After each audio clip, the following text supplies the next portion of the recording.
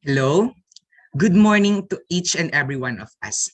To formally start this program, I would like to greet everyone a pleasant morning to our Executive Director and Provost, Dr. Leia Amor Cortez, and all the professors that are present here in our Zoom and YouTube today. I'm Kirby Kenneth A. Santos from General Education 3. Good morning. To our faculty members, professors, fellow students, and to our guest speaker, good morning. My name is Christine M. Valencia from General Education 3, together with Mr. Kirby Kenneth A. Santos, and we are your hosts for today's session. Before we start this program, I encourage everyone to actively participate in our session today. Okay, let's proceed to the reminders. Kirby Kenneth Santos, what's your reminders? For everyone, let us be participative in this program because in this program we can learn something and we should learn something. Christine? Yes. Okay. To all the students here, kindly change your username or your name from section followed by your name. Example, GE3 Christine Valencia. And also, be guided and remember to our online etiquettes. Okay. I encourage everyone to listen, relax, and enjoy as we go through our today's session. So Kirby, kumusta ka naman? Hello Christine, actually, okay naman ako and actually curious talaga ako sa topic natin today. Ikaw Christine, kamusta ka? Kagaya mo, curious din ako sa pag-uusapan natin ngayon tungkol sa teaching environmental literacy in the community. Ano kaya ang nilalaman nito? Okay, Kirby. Yes, Christine? May tanong ako sa'yo. Sa tingin mo ba, yung mga ginagawa ng mga tao sa environment natin ngayon ay sapat? Or tingin mo hindi ito sapat? Actually, para sa akin, hindi sapat yung ginagawa ng mga tao ngayon sa environment natin. For me, the country should listen. Also the students and everyone to respond to the call of the times and to the cry of our environment. Because we are part of the solution, we are part of the problem, and therefore we should also be part of the solution. Kaya Ikaw, nga, Christy. yes. Together, we can make a difference. Kaya dapat tayo ang manguna na mag-lead para sa ikakaayos ng ating environment. Tama Yes. ba, sir? Yes, Christine. Ikaw, tatanungin naman kita. Tingin mo, ano yung kayang gawin ng isang estudyante o ng isang educator para sa ating environment? So, ayun, bilang isang estudyante at bilang isang kabataan na magiging future educator, dapat lamang tayo ay disiplinado, responsable at may malasakit tayo sa ating kapaligiran. Nang sa ganon, mas maging maayos at mas maging kapaki-pakinabang ito para sa bawat isa. Kagaya natin na magiging future educator, hindi ba tayo ang dapat pagmula ng karunungan, dapat sa atin magmumula ang karunungan na ating maya apply sa ating environment.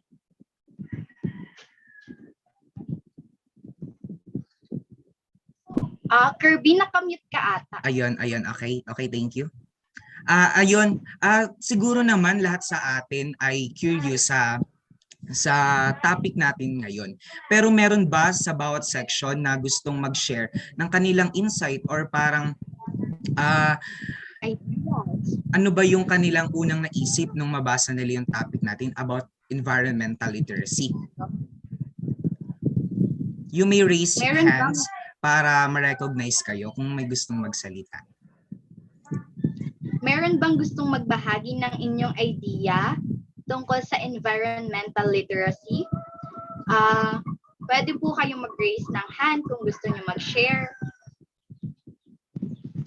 Or kapag ka po narinig nyo yung teaching environmental literacy in the community, ano po kaya ang unang pumapasok sa inyong isipan? Raise po kayo ng hand kung gusto nyo po sumagot.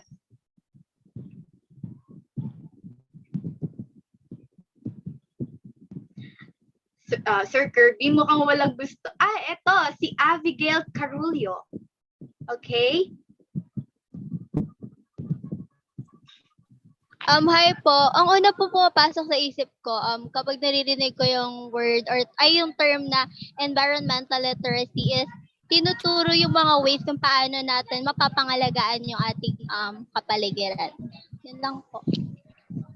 Ayun. Parehas po kami na idea. Para sa akin, yung environmental literacy, nagbibigay ito sa atin ng awareness kung ano yung mga dapat nating gawin para sa ating environment. Meron pa po bang gustong mag-share ng kanilang idea? From GE1. From GE3, si Sir the Third. Hello, good morning po. Naririnig niyo po ako? Yes po, you're audible po. Ayan, environmental literacy. So alam niyo po ba, na bilang isang kabataan, napapansin ko na tayong mga Filipino is lagi tayo nagbibigay ng pagpapahalaga sa mga kaalaman lamang, especially sa mga profession natin, halimbawa is engineering, sa science o technology. Pero nakakalimutan rin natin yung pagpapahalaga sa environment natin. Kasi minsan, nagbibigay lang tayo ng pagpapahalaga sa mga kaalaman na labas sa environment. So kaya dahil dyan, napakahalaga na kabata ka man, matanda ka man o kabilang sa kabataan, is magkaroon tayo ng literacy pagdating sa environment. Kasi once napabayaan itong environment, lahat tayo maapektuhan. Lalo-lalo na sa health natin. Yun po. Yeah, kasi alam naman natin na marami tayong nakukuha sa ating environment, kaya dapat bigyan rin natin ito ng focus. Ganun ba, sir? Yes po, yes. Okay. Sino pa po ang gusto mag-share ng kanilang idea about environmental literacy? Si Miss Joanne Delana from GE1 gusto niyang magsalita. Ayan. You are recognized, Ma'am Joanne. Hello, good morning po sa inyong lahat. I think po about sa environmental literacy is not all about the awareness kasi po it's about the actions also kasi po we are aware but we do not do actions like mga segregations ganon and so on. Thank you. Oh yes, Ma'am Joanne, pareho tayo ng naisip ko din yan na oo, alam natin, aware tayo sa hindi magandang epekto ng mga ginagawa natin sa environment, pero tayo, I mean, bumabangon ba tayo? Inilalakad ba natin yung mga kaalaman natin? And I think sa environmental literacy, siguro matututunan natin kung paano talaga yung application and paano tayo makakapag-share sa iba about sa environment. Yan. Okay. From awareness, we must apply it to the real life situation. Ganon. Okay, sino pa ang gustong mag-share? Si Irish Nate, gusto niya, nagtataas siya ng kamay. Okay, Irish Nate. Hello po, bless morning to everyone. So, environmental literacy po. It's about environment and human relationship, no? So, sa pamamagitan ng pagiging aware, dapat ang isang tao ay dapat alam niya ang ating ecological and economic at especially the cultural. No? So, sa pamamagitan nito, it's kailangan magiging aware tayo sa lahat ng desisyon natin sa buhay kasi isa yun sa nakaka-apekto sa ating pang-araw-araw lalo sa environment natin sa yung ano ba yung impact ng desisyon natin sa buhay sa ating environment. Kaya dapat bilang isang responsableng estudyante, isang responsableng citizen ng ating bansa, we should know our responsibility. Hindi lang sa ating sarili kundi para sa ating environment. Yun lang po. Thank you, Ma'am. And di ba naniniwala naman tayo na talagang ang kabataan, tayo, ay ang pag-asa ng bayan, pero di ba tayo rin ang pag-asa ng ating kapaligiran? At bilang isang pag-asa, may responsibilidad tayo na ingatan at mahalin ang ating kapaligiran. Dahil there's no planet B, sabi nga. And kailangan na tayo, dapat aware tayong lahat at dapat nai-share natin sa iba yung pag-iingat sa ating kapaligiran. Christine? Okay, since gusto pa natin madagdagan ng ating kaalaman, may we call on Miss Sheila Arellano to introduce our guest speaker for today. Hello po, good morning po. Am I audible po? Yes po. Thank you po. So, a pleasant morning to everyone. It's a great pleasure for me to introduce our guest speaker for today's webinar, who is going to talk about teaching environmental literacy in the community. Our speaker is an environment and gender advocate. She took Bachelor of Science in the Forestry and Master of Science in Entomology at the University of the Philippines, Los Baños, and is currently taking her graduate studies at the Ateneo de Manila University. Ladies and gentlemen, faculties, and my fellow students, it is my pleasure to introduce to all of you our guest speaker for today, Prof. Beverly San Juan Masaganda. Let's all give her a round of virtual applause.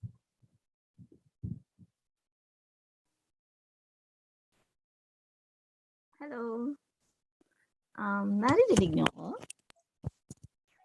Yes po, ma'am. Hello, good morning. So, let me share my screen.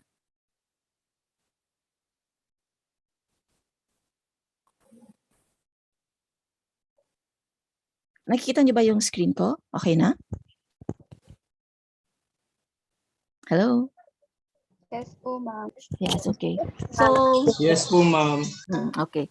So, so the title of my presentation is May Alam, Pakialam at Kinalaman, Fostering Environmental Literacy in the Community. So, I am Beverly San Juan Masaganda. So, nabanggit yata kanina, forester, and I am a forester and an entomologist.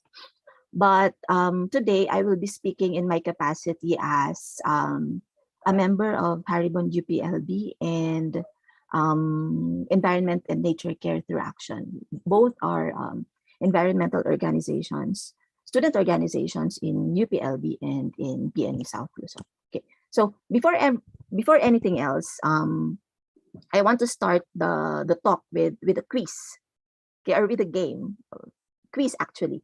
So APK, I will be showing you 4 pictures, and I would want you to type in the chat box A,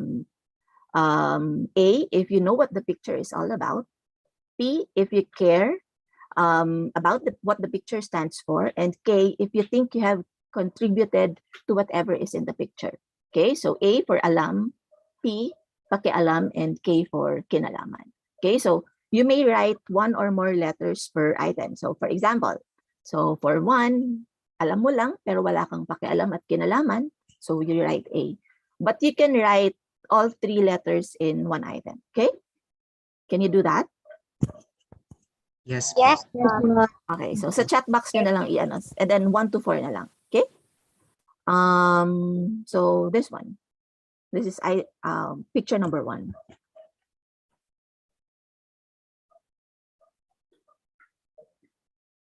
Okay na?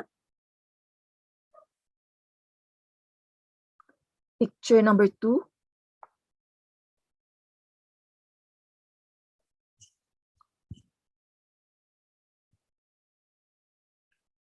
Picture number 3.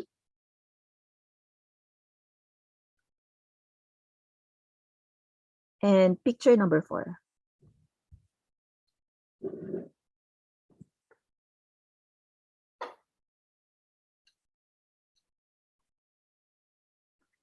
Okay na?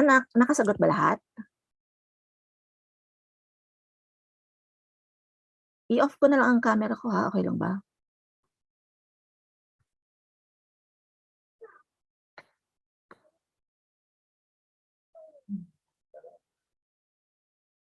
Okay, nakasagot na po lahat?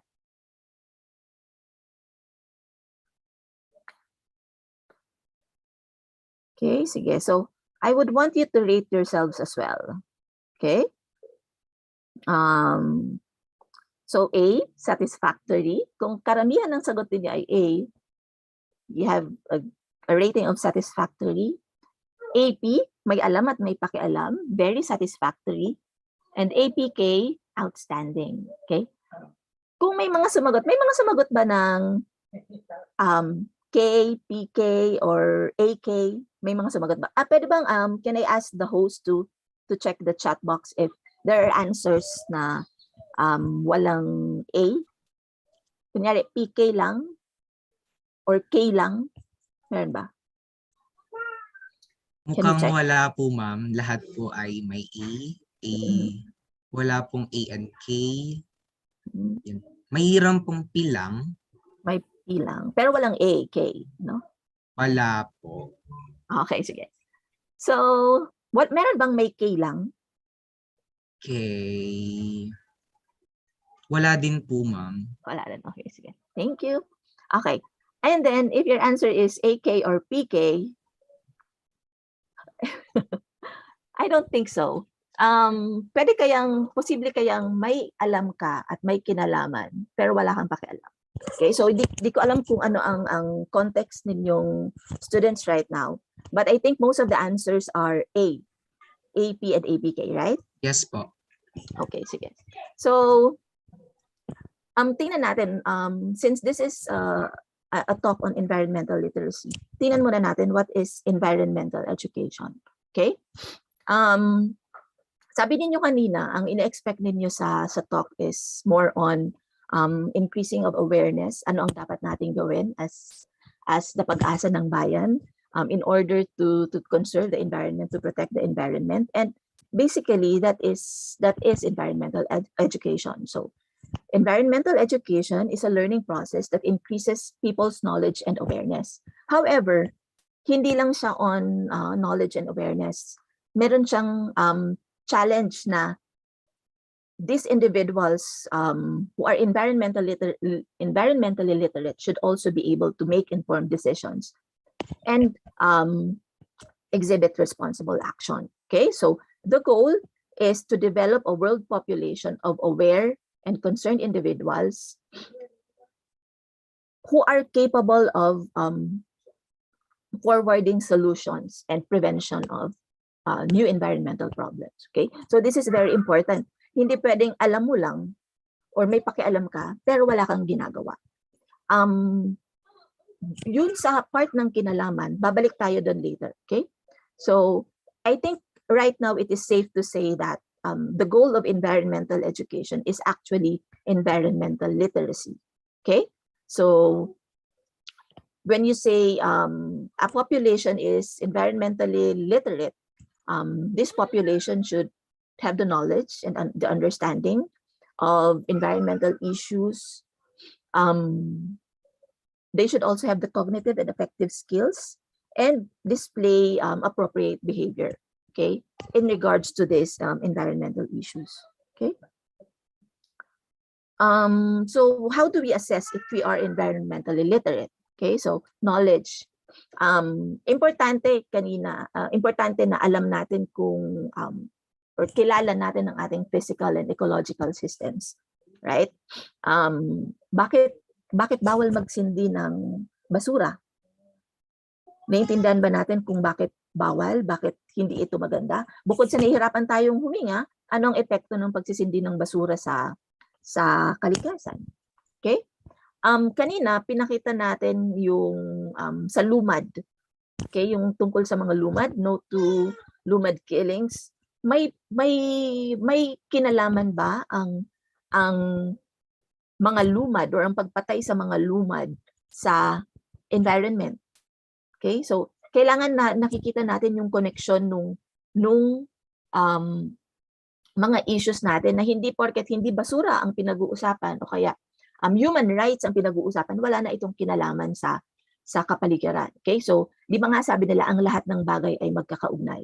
Okay, so this is the same with environmental issues. Hindi pwedeng hiwalay ang tingin natin sa kapaligiran sa tingin natin sa karapatang pantao. Okay, so knowledge means about the physical and ecological systems as well as social and cultural political systems. Kailangan din nating alam na may maraming solusyon sa iisang environmental issues. Hindi pwedeng isa lang singular ang solusyon. Kunyari, ang solusyon sa basura ay pag-segregate. Hindi iisa ang solusyon sa environmental issues natin. And of course, kailangan alam mo na tayo bilang mamamayan ay may kakayanan na bigyan ng solusyon ang mga issues na ito. Okay? Dispositions. So, an environmentally literate population has these following dispositions. Okay? So, dapat sensitive ka sa environmental setup. Importante din na may personal responsibility ka. Okay? So, kanina tinanong ko kayo tungkol dun sa apat na pictures. May sumagot ba ng K lang? Or lahat ba halos may K? Can you check, Kirby? Sorry kung ikaw ang aking assistant. Wala po akong nakikitang K lang. Okay. So, Yes. walang nakikitang K lang. I Wala. think, thank you, Kirby. I think this is one, I would like to emphasize this. Dapat sana lahat tayo doon may sagot na K. Okay? Kasi in one way or another, may kinalaman tayo sa Bagyong Rolly. Tama ba? May nag-acknowledge ba na may kinalaman tayo sa Bagyong Rolly? Because that is climate change. may kinalaman tayo sa, I think the second picture is on fast fashion, tama ba? May kinalaman tayo sa fast fashion. Ilang beses ba tayong magpalit ng damit ng wardrobe natin sa isang taon or isang dekada? Okay? May kinalaman tayo sa fast fashion. May kinalaman tayo kapag yung butanding nakakakain or nakaka-ingest ng plastic sa karagatan because we are all consumers of plastic. Okay? May kinalaman din tayo sa lumad killings kasi in one way or another, kung ano yung kinukonsumo natin, may epekto yun sa kanila. Bilang sa kanila, sa lupa nila kinukuha yung mga produktong kinukonsumo natin. Okay? So, I think this is very important. Acknowledgement na somehow may kinalaman tayo. At dito din manggagaling yung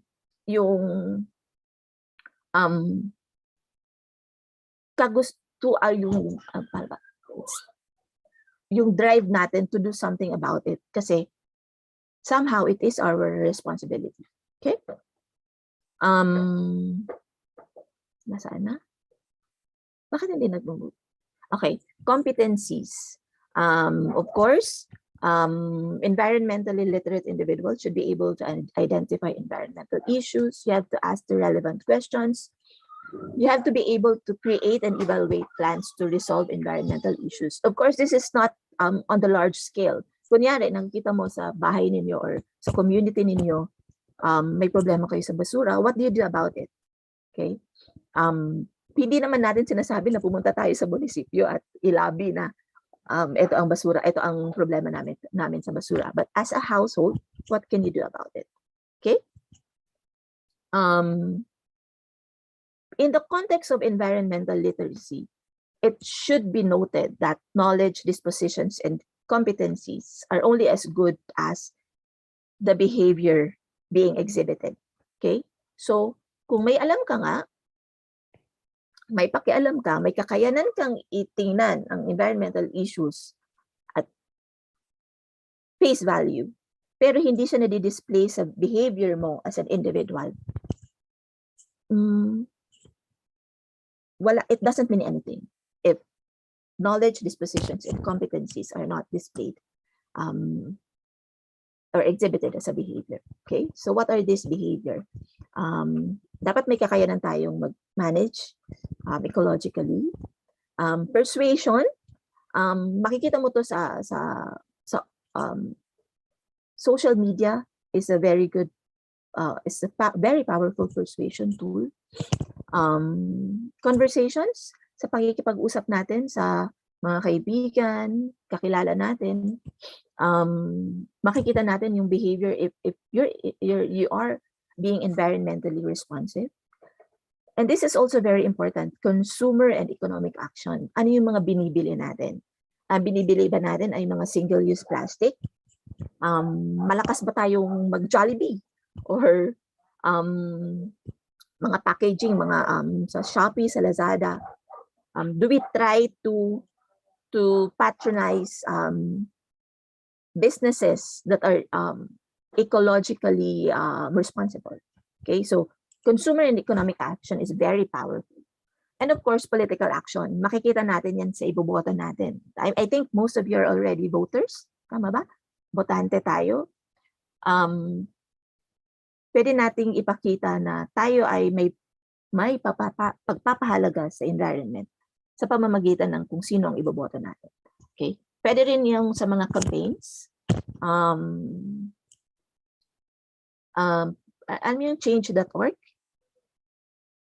Nakita niyo na ba yun online? Change.org? Not yet? Okay, so ang change.org is usually a platform for citizens to campaign on several issues. Okay? So, ayun. Marami tayong pwedeng gawin in order to protect the environment. So far, may questions ba? Wala naman. Okay. So let me continue. Sorry. Okay, so how do we bring environmental education to the community? Tama ba? Ang context nitong talk na to is that you as NSTP students may be sent to the community to teach environmental literacy. Tama ba? Am I correct? As your activity? Anyone? Yes po. Yes, okay. So, nanggagaling ako sa konteksto na alam na natin kung anong gagawin natin. Tama ba? May basic knowledge na tayo ng ano ba ang solid waste management, right? Bakit bawal magsindi ng basura? Bakit kailangang pangalagaan ang mga hayop? Okay, so that is my assumption. So how do we bring environmental education to the community? Okay, so it should be, you have to keep in mind, when you go to the community, you have to acknowledge yourself as an outsider. Okay, hindi ka kabilang sa pamayanan na pinupuntahan mo. Okay, why is this important? Kasi hindi natin alam kung ano ang konteksto ng community na yon. Baka pupunta tayo doon, sasabihin natin, ayusin ninyo ang basura ninyo. Okay, bakit kayo nagsusunog? Only to find out na hindi pala nangongolekta ang munisipyo.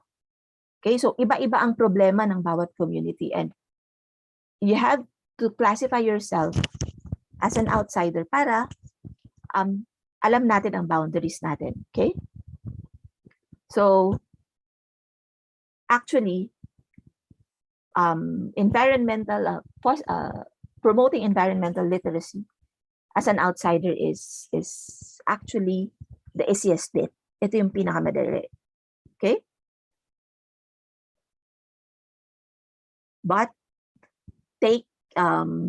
keep in mind, never ever preach. Okay? I've mentioned this before. Huwag kang pupunta doon, sasabihin mo, ito ang gagawin mo. Hindi ito dapat gagawin. Okay?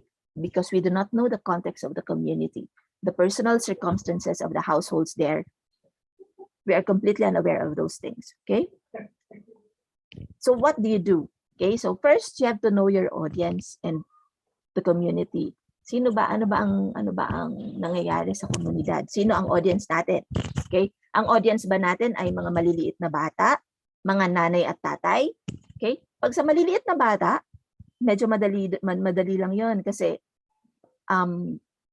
madali pa silang hindi pa formed masyado kung ano ang mga habits nila, kung ano ang mga alam nila. Nag-growing pa lang, formative years pa itong panahon na to para sa kanila. So, madali lang usually kapag bata.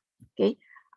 In Haribon UPLB, in my organization as a student in UP Los Baños, what we usually do is we collaborate or we coordinate with students, with schools, and ask schools if we can do environmental discussions with their kids, with the students. Okay, and usually this goes by storytelling, mga demo, and I think this is very fruitful for young kids. But for the adults, it's quite difficult. You have to have a different approach. So what you can do is you can teach by example or by art or storytelling. Okay, so this picture you see here is NCA, along with alumni and guests. Okay, so every year, NCA, Environment and Nature Care Through Action, this is a student organization in PNU South Luzon. We go to Hondagua. And I think the last few years we went to Malay. Okay, so in Hondagua, we usually do a coastal cleanup. What I want you to look at, or what I want to bring focus on here is this young child here. Okay, this young girl here. She has, I think she has been with us for 2 years or 3 years. So she joins the organization every time we do a cleanup. Okay, and somehow that is already teaching at least one person. Okay, in the community. And you know, this little child here, this young girl here, will go to his or her family and tell her parents about it, or her siblings about it. And that is already an impact. Okay, so may naturuan ka na nang hindi ka explicitly nagtuturo. Okay, I'd also like to point out before we go to the second photo, na after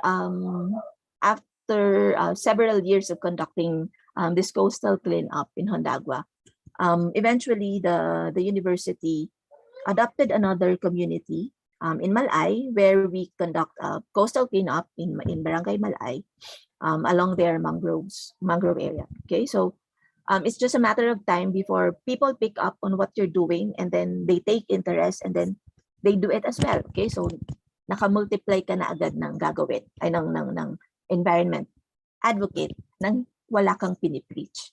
Okay, this second photo here is still NCAMP. Again, this is teaching by examples. I'm not sure who among these students are actually members of NCA. But during our annual NCAMP, we invite volunteers and participants to join us for dinner. And we ask them to bring their own utensils for said dinner and wash them, and you know, this teaches non-members to actually avoid disposable plastics or disposable cups whenever they eat outside. Okay, and again, this is another impact, another set of individuals you influence to become environment advocates without telling them what and what not to do. Okay, or depende sa audience mo, you can also publish a newsletter where you write what you do. You can write poems, short stories, etc., in order to influence your target community. Or as I've said before, storytelling is a very effective way to influence others. So, ang Higanteng Haligi sa Hilaga is a play written by a friend. But since this is a pandemic, this developed or was executed at the time of the pandemic, they converted it into a film. So this is available on YouTube. So you can access this freely on YouTube, ang Higanteng Haligi sa Hilaga. But this is quite long, so you can ask your siblings, your friends to watch this video. Anyhow, moving forward, what can you do as a community member? Okay, so again, pinaka-effective is the best way to teach is to lead by example. Okay, and aalis na tayo dun sa konsepto na tayo ay isang outsider. Let's go into your communities, into your household. And what do you do? How do you bring forth environmental literacy as a community member? And I tell you, this is the most difficult. Okay, why? Because this is you against the world. So, sino dito ang naka-experience na nagtatry mag-segregate, napapagalitan ng nanay, ng tatay, kaaway ang lola or ang kapatid, kasi hassle ang mag-segregate, tama ba? So, as a community member, this is the most difficult because this is you against your family members, your friends, your community. And you have to do it every single day. And choosing the environment every single day is really difficult. It's quite tasking. Mas madaling magtapon na lang ng basura sa basurahan kaysa i-segregate mo pa, right? So as a community member, It's really difficult. However, this is also the most effective. To lessen friction or conflict, I encourage you to engage in conversation. Okay, so makipagkwentuhan, hindi pwedeng yung kaibigan mong hanggang ngayon ay gumagamit pa rin ng straw ay hindi mo na friend. Okay? So you have to maintain your relationships. I think nabanggit kanina, environment and human relationships. Human relationships is of utmost important. And only by fostering these relationships can we actually affect change. Okay, mas malaki yung impact natin if we do not abandon these relationships. Okay? However, you have to persist. Okay? So continue leading by example. Kahit mahirap, kahit na nakatapon ka ng biodegradable doon sa basura ninyo for recyclables, it's all right. Just do it every day. Try to do it every day. And I want you to be reminded by this. We don't need a handful of people doing zero waste perfectly. We need millions of people doing it imperfectly. And that will, I think, affect the most change. Okay. I also want you to remember that when you go to the community, literacy is actually facilitated by reflection, further learning, and additional experiences.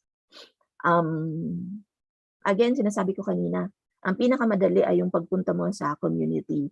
Magturo ka ng kung ano ba ang solid waste management. But there is no guarantee that this is the most effective. Okay? Knowledge imparted in these campaigns is the minutest detail. Okay? It has the least importance. But of course, this is a very important step. Pero mas marami ka pang dapat gawin aside from telling them what to do. Okay? You should be able to influence or to tell the community to reflect what should we be doing. Okay? And so I leave you with this quote. Okay? As future teachers, I want you to remember that in the end, we will conserve only what we love. We will love only what we understand, and we will understand only what we are taught. Okay, so that would be it. Thank you very much. That's the end of my presentation.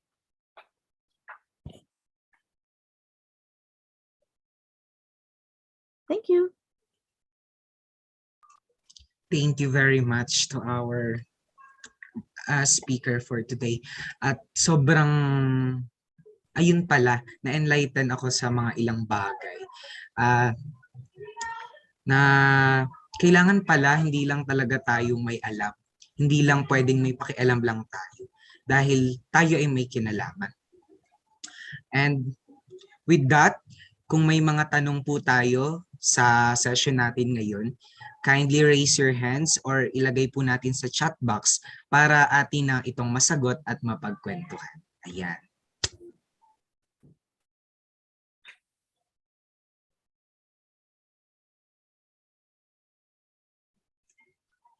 But before that, may magbibigay po muna sa atin ng insights about sa topic natin ngayon. Let us have Miss Iana Maris from GE3 to give her an insight about the session today. Hello po, good morning sa lahat. First of all, gusto ko lang po mag-thank you kay Ma'am sa napakagandang topic po. Napakarami kong natutunan habang pinapakinggan ko yung discussion niya. So, habang pinapakinggan ko, na-realize ko na napakarami palang aspeto ang naapektuhan kung hindi maayos ang ating kapaligiran. 'Di ba? May mga bagay tayong ginagawa na hindi tayo aware na maaari palang makasama sa kapaligiran natin. Hindi lang tayo ang naapektuhan nun bilang tao. Napakaraming halimbawa, kagaya nga ng mismong kapaligiran natin, yung mga hayop, yung iba pang mga institusyon at kung ano pa man. Kaya dapat talaga bilang isang miyembro ng mamamayan, bilang miyembro ng society, kailangan alam natin na alam natin yung mga dapat nating gawing solusyon. Dapat meron tayong mga aksyon na gawin sa mga maling bagay na ginagawa natin na alam nating nakakaapekto sa ating kapaligiran. Yun nga, sabi nga ni Ma'am kanina, hindi pwedeng alam lang natin, hindi pwedeng may pakialam lang tayo, pero wala tayong ginagawa. Kaya dapat, as much as possible, lahat ng mga mali natin, pwede nating i-identify yun. At gumawa tayo ng sariling solusyon o manghingi tayo ng mga solusyon pa na galing sa ibang tao. So, yun lang po. Maraming salamat po. Ayun, tama yun. Dapat talaga involved tayo, hindi lang tayo may alam, may pakialam. Dapat mismo tayo, may kinalaman tayo bilang party tayo ng community. Dapat hindi lang tayo basta aware, kundi bumubuo rin tayo ng plans and actions para sa mas ikakabuti ng ating environment. So, next, that will give his insight will be, may we call on Sir Carlos Santa Rosa to share his insight. Hello po, good morning.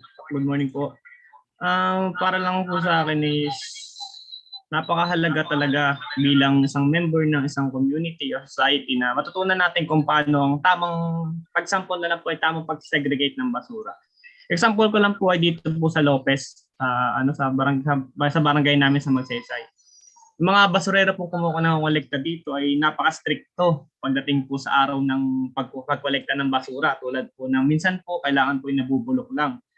Napakahalaga po nun para madisiplina ang bawat bawat tao sa isang komunidad. Dagdag ko na rin po ang mga member dito ng mga sorority, mga ganun po. Sabihin po natin na fraternity sila, pero nakakatulong din naman po sila para sa pagpapaayos ng ating environment. Tulad na nagkakameron po sila ng libreng ng community service. Community service, ganun po. Para matulungan po ang isang place na luminis, ganun, para sa kabubuti rin naman po natin. Saka bilang ako po sa sarili ko, ngayon po sa natutunan nating discussion ay parang na-realize ko po na ako bilang isang college student na kulang pa rin po ang aking kaalaman or disiplina sa sarili kasi minsan po ay nakapagtapon din po tayo ng hindi inaasahan, ganun po.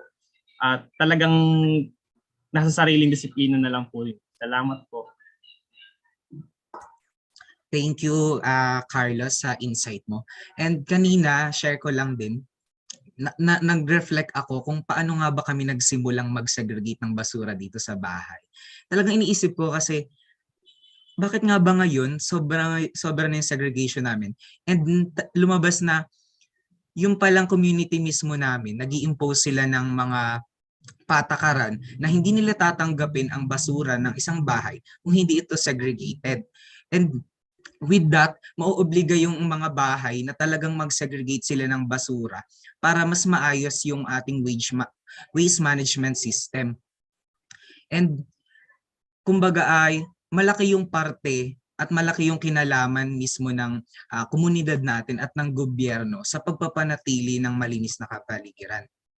Kung hindi man ito magsisimula sa atin, pwede itong magsimula sa kanila para gayahin natin ito at magkameron tayo ng maayos na kapaligiran.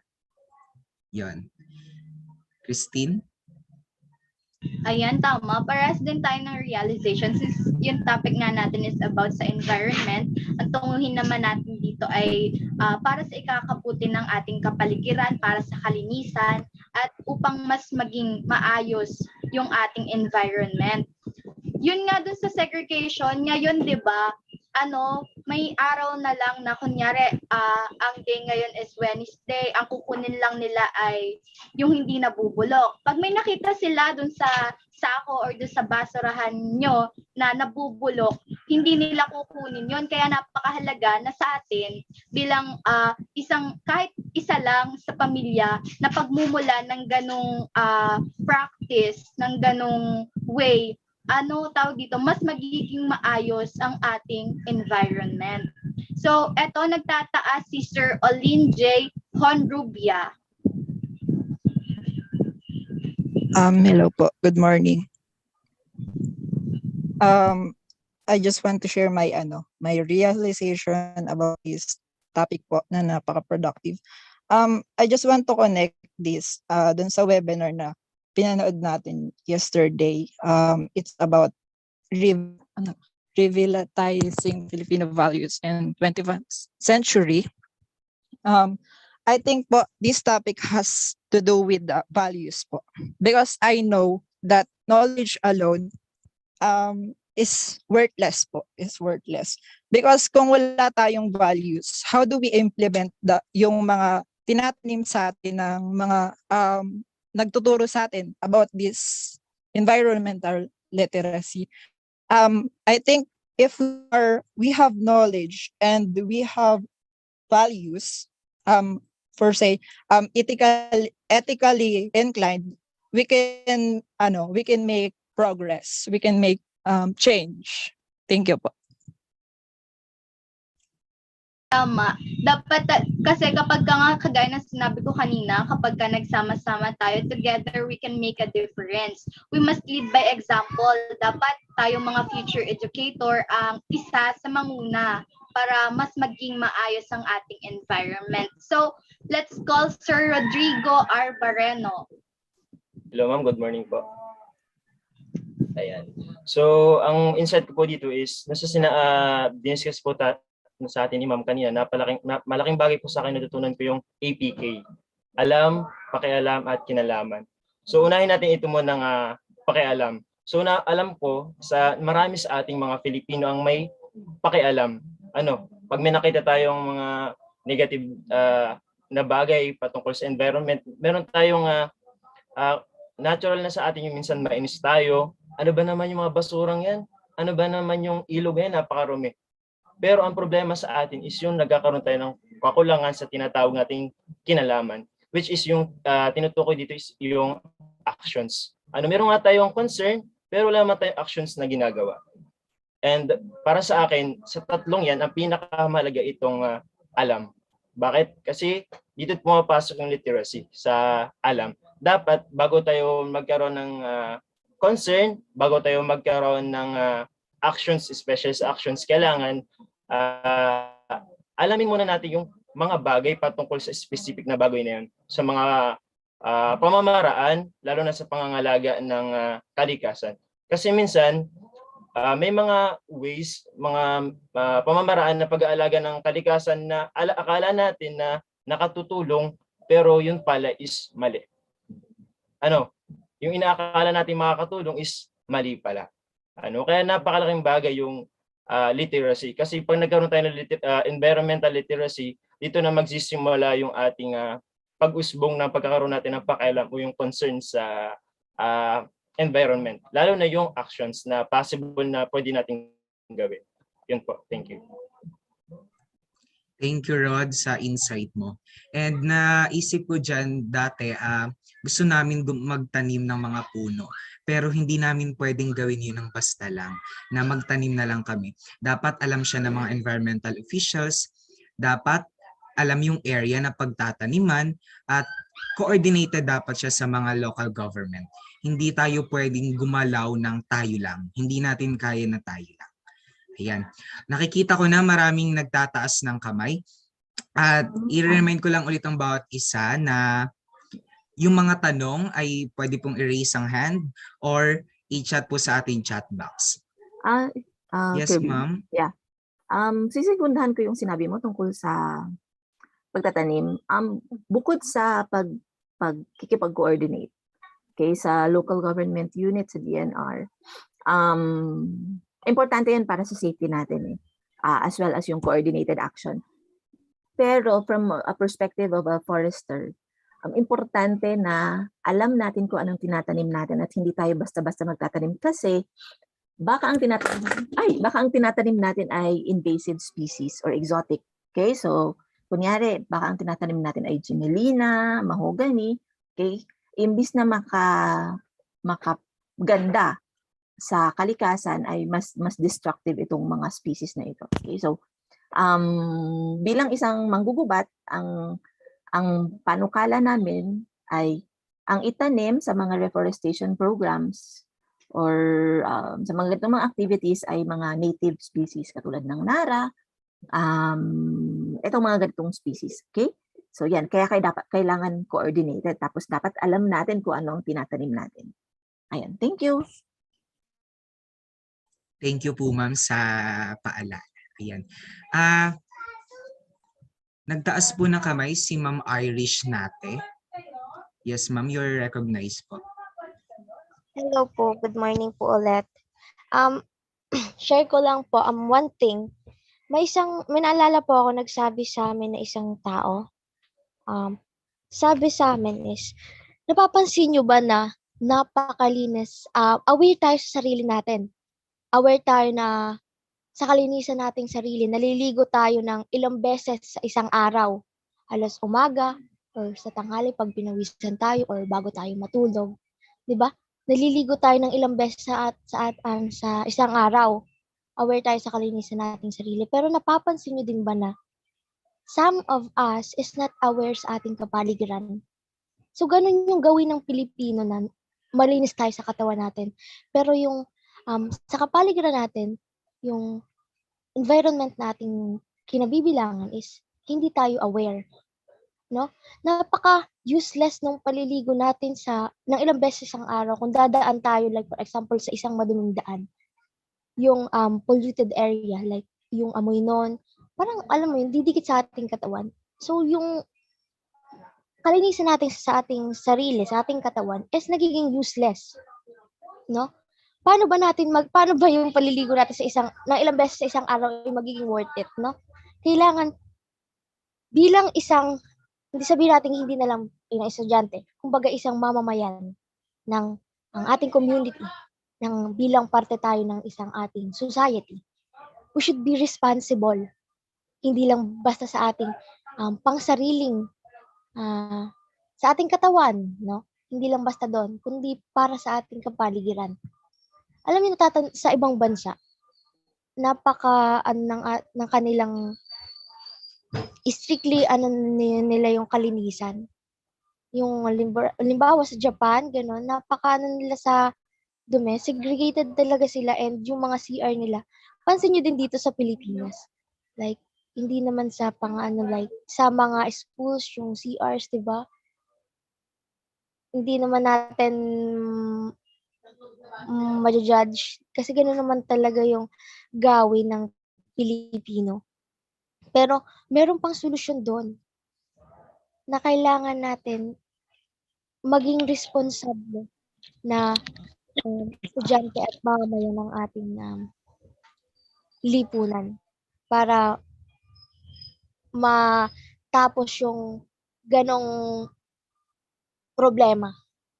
And yun lang po. Ayan, talagang hindi natin maihihiwalay ang ating sarili sa environment kasi tayo ay part ng environment. Dapat talaga, tama ka, kung ano tayo sa sarili, ay ganun din tayo magpahalaga sa ating environment para sa ikakaayos nito. Ayan, tawagin naman natin si Richelle Paiton. Great, Richelle. Morning po. So, yung insights ko lang po about dun sa topic is, parang yung idea lang po na tumatak sa akin is yung huwag makikialam sa may community na may community. Marami po kasi sa atin na kapag pumunta sa isang community, parang ang daming po na kesyo. Ano ba yun ang dumi ng community na to? Ang daming kalat, hindi maayos. So, para sa akin lang po, bago ka mampuna ng ibang community, tingnan mo muna yung community na meron ka. Kadalasan kasi puna tayo ng puna tapos yung community natin, hindi naman natin nabibigyang pansin. Kahit nga lang po sa sariling bahay, yung pag-segregate ng basura, hindi maayos. Pero magaling ka mampuna ng iba. So, bago ka mampuna ng iba, punain mo muna yung sarili mo. Yun lang po. Thank you.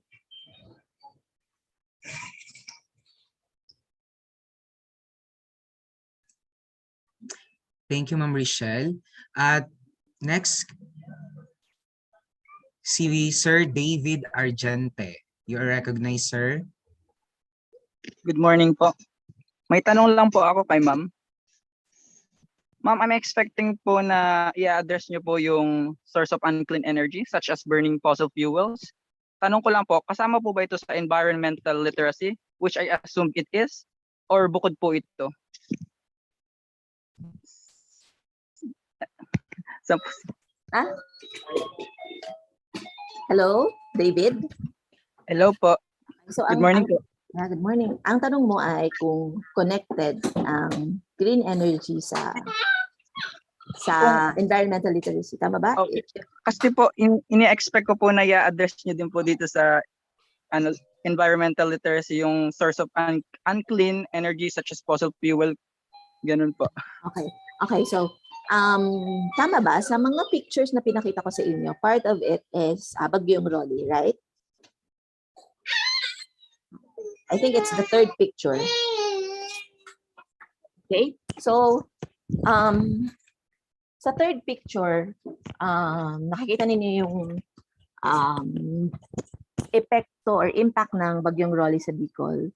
And kanina sinabi ko that this is because of climate change. Kaya nga somehow may kinalaman tayo sa mga disasters, mga typhoons na nangyayari sa atin. Okay? And this is in part because of what we consume. Okay? Yung electricity na ginagamit natin, and clean energy na ginagamit natin contributes to climate change, to global warming. Okay? So yes, the use of clean energy is part of the environment. Knowledge and actions on this specific issue is part of environmental literacy. Okay, did I answer your question?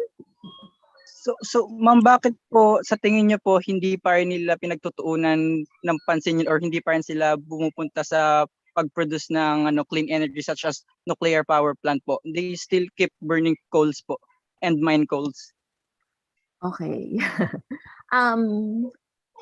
Kanina na part of the knowledge na binanggit ko kanina sa environmental literacy is social, cultural, and economic. And malaki ang kinalaman ng politika at ng ekonomiya or ng pera sa usapin na to. Actually sa Pilipinas, sinisimulan na nila ulit i-revive ang nuclear power. Okay? Kaya lang medyo mahirap pa ngayon at the moment kasi maraming misinformation surrounding nuclear power, nuclear energy in the Philippines. So ayun, so I think we have a lot still has to be done. Wait lang.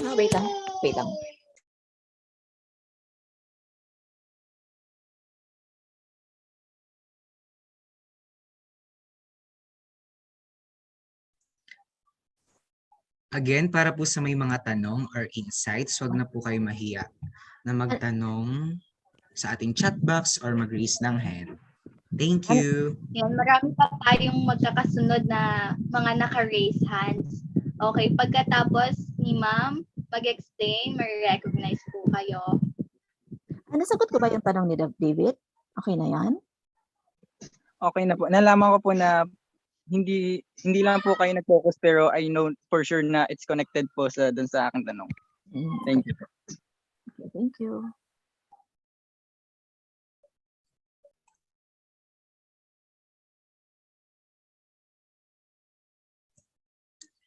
Okay. Next, si Ma'am Carol Kate De Leon. Ma'am, you are recognized po. So good day everyone. So may i-share lang din po ako na insights since makakatulong sa pag-promote ng environmental practices natin ngayon. So nowadays kasi in this time of pandemic, I've noticed that most people are drawn to social media such as TikTok, Twitter, tsaka lalong-lalo na sa Facebook. So naisip ko lang na dahil hindi naman lahat tayo nakakalabas ng sarili-sarili nating bahay para magkaroon na makapag-conduct ng ating mga environmental practices na usually ginagawa natin sa araw-araw, iniisip ko lang na gamitin yung social media platforms na meron tayong lahat para i-promote yung mga mas makakatulong pa para ma-enlight yung mga tao kung paano pangalagaan yung kapaligiran natin at ayun, so para mas magbigay tayo ng kaalaman sa kanila ng hindi lumalabas ng sarili nating tahanan para mas mapabilis o mas mapalaganap ang impormasyon. Pero syempre dapat meron tayong reliable sources na pagkukunan para mas maging accurate yung ibibigay nating impormasyon sa ibang tao, lalong-lalo na sa mga kagaya natin na mas nakakaalam tungkol dito. So yun lang, thank you. Ayan, tama. We can really use our social media platforms para mag-spread na awareness, para magbigay alam upang magkaroon sila ng pakialam at kinalaman. Okay, next natin si Ma'am Abigail Carulio. You are recognized po.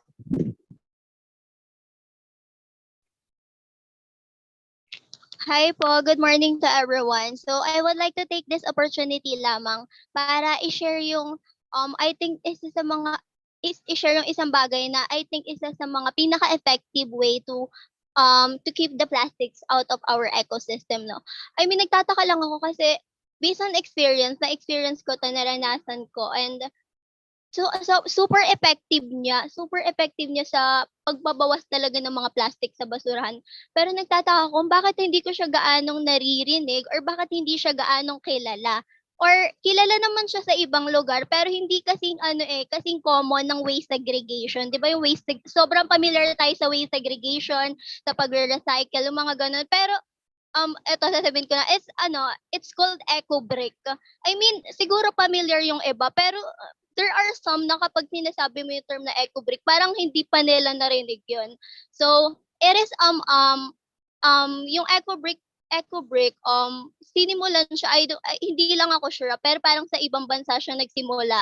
Then dito sa Pilipinas, meron na ding mga schools na gumagawa nun, mga bahay na gumagawa nun. So ang gagawin dito is yung mga plastic na basura, like for example, is yung balat ng kape, ng chichirya, ng mga kahit ano basta mga balat. Gugupit-gupitin mo siya and then isisiksik mo siya dun sa isang plastic bottle, like for example is yung sa Nature Spring, ganon. Then may tamang may tamang timbang, or kung wala naman siyang tamang timbang, basta siksik na siksik.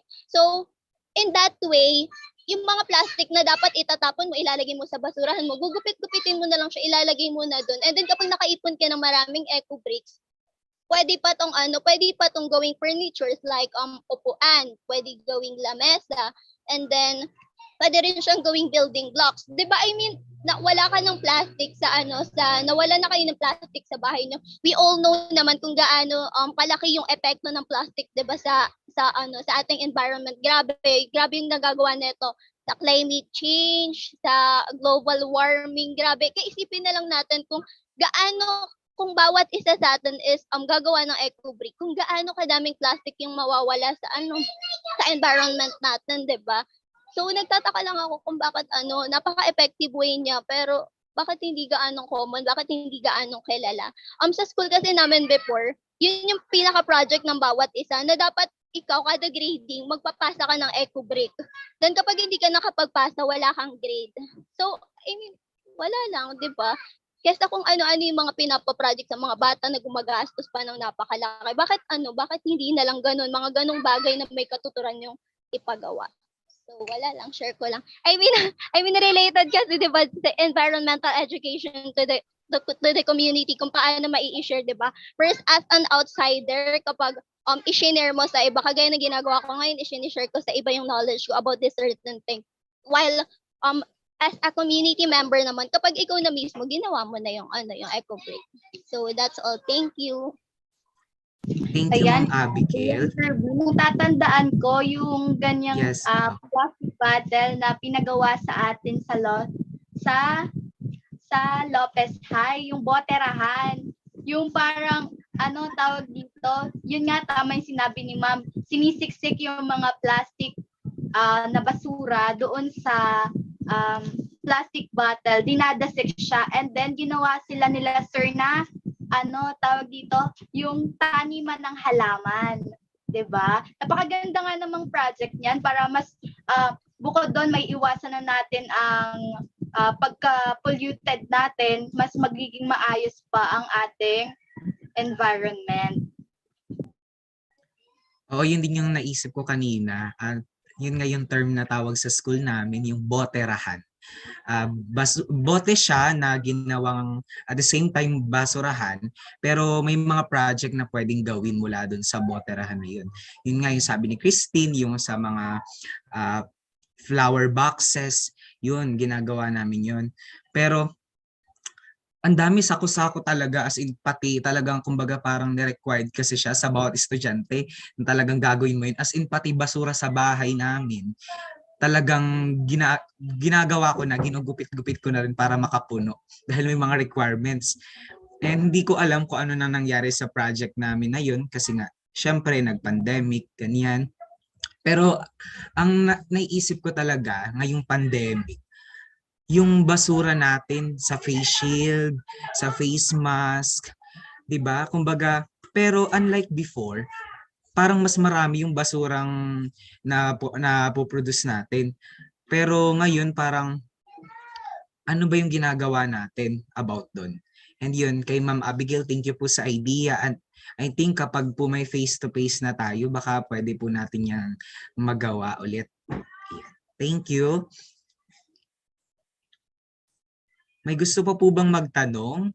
Magbigay na po kayo ng tanong at insights.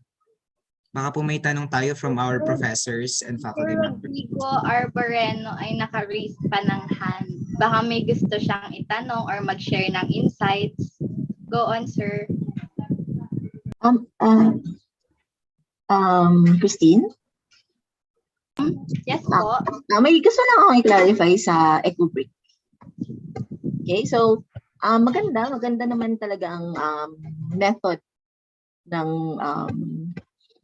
pagle-lessen ng plastic sa environment ng EcoBrick. Pero somehow delikado din na kunyari kapag ginawa kasi siyang requirement, minsan nagko-consume tayo ng maraming plastic para ma-meet ang requirement. Okay? So lagi dapat may disclaimer na okay, ang gagamitin ninyong, kung i-requirement siya, kung sakasakali mo na i-require siya, ang gagamitin ninyo ay yung existing na basura or yung existing na plastic.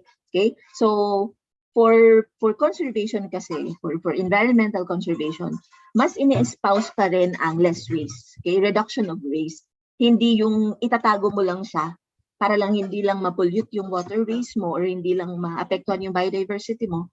But still, the advice is to reduce your plastic consumption. Okay? Ang gagamitin natin sa EcoBrick, yung mga hindi mo maiiwasan na plastic na ikukonsumo. Okay? But if you can avoid, better. Okay? Okay, so paalala. Thank you. Thank you po. Sino pa po kaya ang may katanungan or gustong magbahagi ng kanilang insights? You may raise your hand po.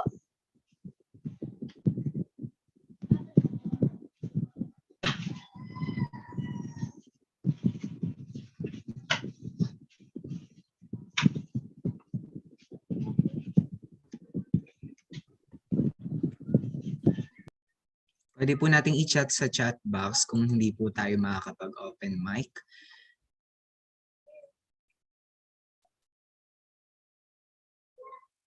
Ayun, may nag-raise na po ulit ng hand. Si Sir J. Etormay. Sir, you are recognized po. Okay, kinig po. Yes po. Okay. Here in Gumaca, Quezon, we have municipal ordinance that not allowing use of plastic. Kaya yun, nagkakaroon tayo ng alternative na pwedeng gamitin like ang eco bag, basket na gawa sa kinayas ng nyog. Bukod dito, nasusuporta natin yung local product ng ating hometown. Thank you. Ayun, thank you sir. At kahit dito rin po sa amin, ganun din po, bawal na din po yung paggamit ng mga plastic bags. And yun. Mukhang may magtatanong pa po last. Ma'am Siren, yes po. Hello, good morning everyone.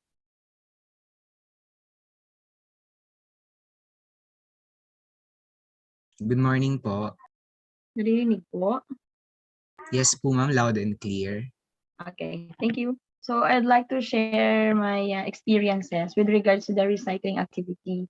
During my time as ALS implementers in DepEd ALS Lopez West, I conducted some recycling activities together with my learners and clientels. They gathered all of the bottles, to be specific, the neon color.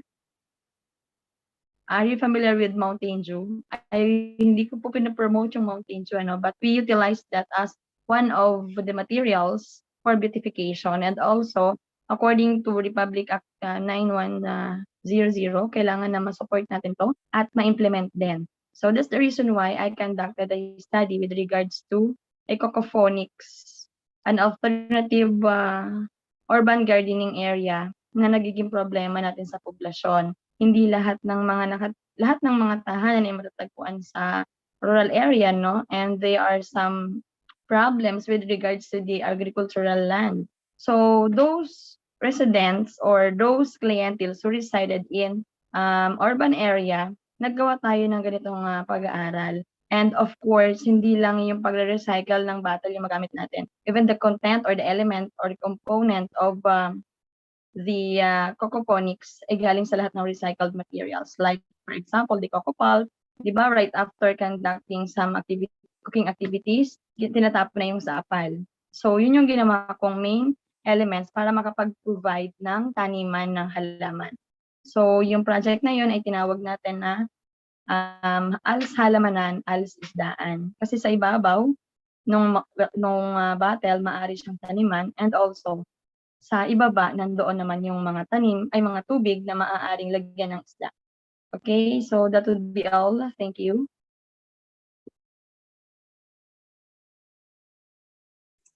Thank you Ma'am Siren para po sa inyong pag-share. At may magtatanong pa po ba or wala na? Para pwede na po natin i-end yung ating session. Ayan.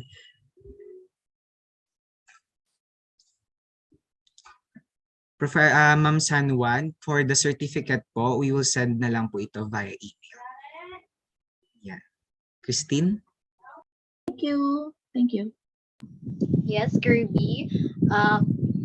Kung wala na pong magtatanong, we'll take this opportunity to thank Ma'am Beverly for having her as our guest speaker for our today's session. Thank you, Ma'am. Marami po kaming nakuwang kaalaman tungkol sa ating environment. Kirby? Sa lahat po ng umattend, sa lahat ng kapwa ko estudyante, sa ating po mga professors and faculty members, thank you po. And sana po ay marami po tayong natutunan sa session natin ngayon. Sir Josh, magpipicture po ba tayo?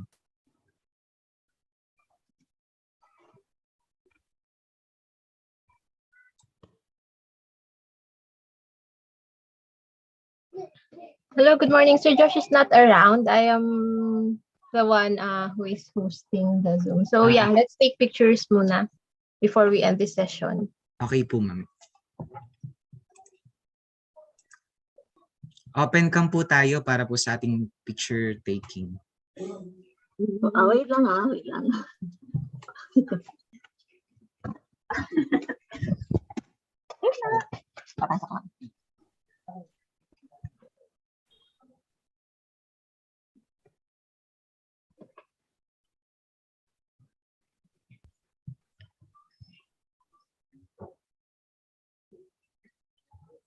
Ayan. Ma'am Richelle, ayan, Sir Brian. Ayan.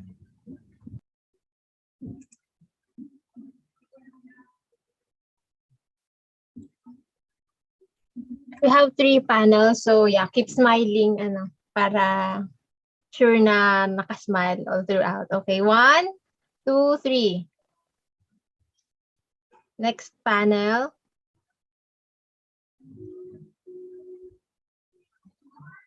One, 2, 3. Last.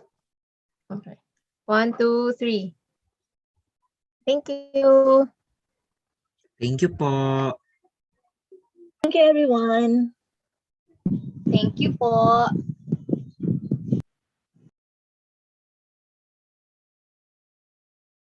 Thank you very much po, Professor Beverly San Juan. Thank you, Ma'am Iona. Salamat din po.